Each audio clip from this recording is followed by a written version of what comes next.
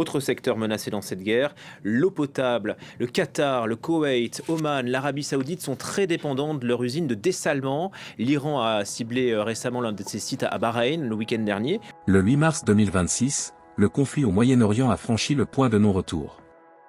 Ce n'est pas un champ de pétrole qui a brûlé, ni un palais présidentiel. C'est une infrastructure bien plus vitale, la station de dessalement de Muharraq, à Bahreïn. En quelques minutes, des drones iraniens ont transformé l'accès à la vie en instrument de terreur. Dans cette région aride, l'eau n'est pas un droit, c'est un produit industriel.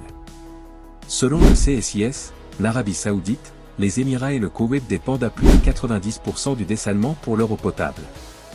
Imaginez un pays où, si l'électricité ou l'usine s'arrête, il ne reste que 3 jours de réserve dans les cuves. C'est le contrat social du Golfe qui vient de voler en éclats. Comme l'explique l'économiste Esther Crozet-Delbourg, s'attaquer à l'eau, c'est déclencher une guerre bien plus faramineuse que les conflits territoriaux classiques. Téhéran le sait, menacer le dessalement, c'est menacer la survie même des populations civiles. En riposte, les forces américaines ont frappé l'usine de l'île de Keshm en Iran, privant 30 villages d'eau potable. La guerre des infrastructures est lancée, et elle ne fait que commencer.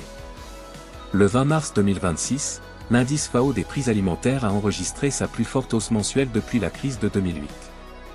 La raison ? Ce n'est pas seulement la guerre des missiles, c'est l'effondrement de la capacité agricole du Moyen-Orient. Pour des pays comme l'Arabie Saoudite ou l'Égypte, l'eau n'est pas seulement faite pour boire, elle est l'unique moteur de la survie alimentaire. Prenez le cas de l'Arabie Saoudite. Depuis des années, le royaume tente de sécuriser sa production de blé et de fourrage grâce à des forages profonds et au dessalement. Mais selon un rapport de la Banque mondiale publié cette semaine, le coût énergétique de l'irrigation a bondi de 150% suite aux frappes sur les infrastructures électriques. Résultat, les fermes circulaires du désert s'arrêtent les unes après les autres. Pour compenser, Riyad et Abu Dhabi ont passé des commandes massives d'urgence sur les marchés mondiaux.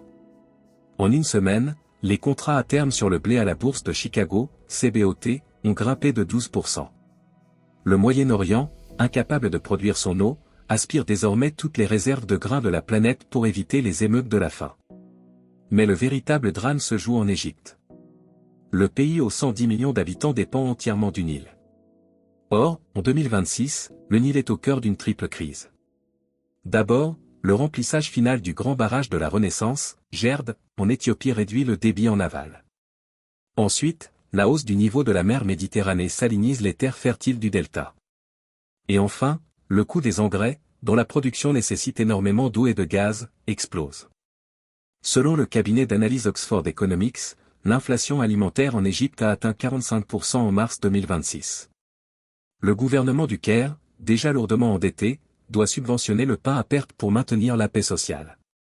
Comme l'analyse le World Food Programme, WFP, nous sommes à un cheveu d'une tempête parfaite, si l'Égypte ne peut plus payer son blé à cause de la hausse des prix mondiaux provoquée par la crise du Golfe, c'est tout le monde arabe qui bascule dans l'instabilité politique.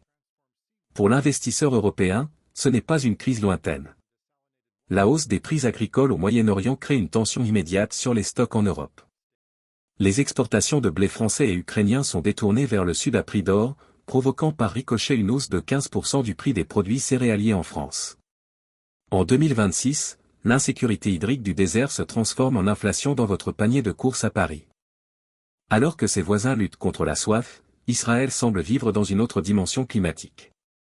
En ce mois de mars 2026, l'État hébreu est devenu l'exportateur d'eau numéro 1 mondial, non pas par ses fleuves, mais par son génie industriel. Ici, le dessalement n'est plus une option de secours, c'est le cœur battant de l'économie. Selon les chiffres de la Water Authority d'Israël, 85% de l'eau potable consommée dans le pays provient désormais de ces 5 méga-usines de dessalement, comme celle de Sorek 2, la plus grande au monde utilisant l'osmose inverse. Mais la véritable prouesse est ailleurs, Israël recycle 90% de ses eaux usées pour l'agriculture. À titre de comparaison, l'Espagne, deuxième mondiale, n'en recycle que 20%. Ce savoir-faire est devenu une arme diplomatique. En 2026, malgré les tensions militaires, le projet Prosperity Blue, un accord historique où la Jordanie fournit de l'énergie solaire à Israël en échange d'eau dessalée, reste l'un des rares canaux de communication encore ouverts. Comme le souligne le think tank Ecomona, l'eau est devenue la « monnaie de la paix » dans une région en feu. Mais c'est aussi un business colossal. Les entreprises israéliennes comme IDE Technologies ou Netafim, leader mondial de l'irrigation goutte à goutte, voient leur carnet de commandes exploser en 2026. Selon Bloomberg Technology, le marché mondial des technologies de l'eau est estimé à 900 milliards de dollars cette année. Pour les investisseurs, Israël est devenu la Silicon Valley de l'eau. Mais cette avance a un prix. Ces usines de dessalement, bien que protégées par le dôme de fer, sont des cibles stratégiques prioritaires pour les missiles du Hezbollah et de l'Iran. Si une seule membrane de filtration est contaminée par une attaque chimique ou cyber, c'est toute la population d'une métropole comme Tel Aviv qui est privée de boissons en quelques heures.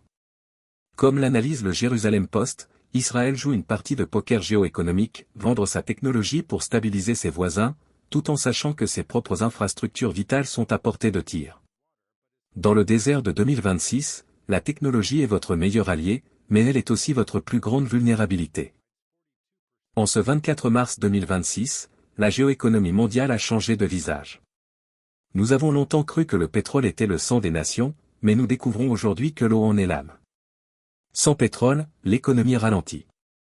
Sans eau, la civilisation s'arrête. Les frappes de ce mois-ci sur les usines de dessalement du Golfe n'étaient pas seulement des actes de guerre. C'étaient des messages envoyés au reste du monde.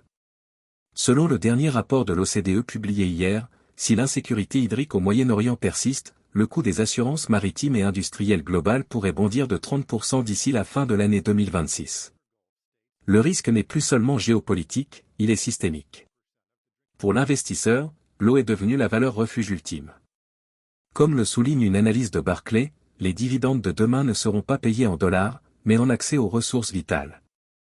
Les entreprises qui maîtrisent le cycle de l'eau, comme Veolia ou Xylem, sont désormais perçues comme les nouvelles banques centrales du vivant. Mais derrière les graphiques de la bourse de Chicago et les succès technologiques d'Israël, la réalité humaine est brutale. En Égypte, en Jordanie et en Iran, des millions de personnes scrutent le ciel et attendent une pluie qui ne vient plus, ou un robinet qui reste sec. En 2026, la Grande Dépression pourrait ne pas être financière, mais hydrique. L'économie de guerre que nous décrivons à travers ces vidéos n'est pas une parenthèse. C'est notre nouveau monde.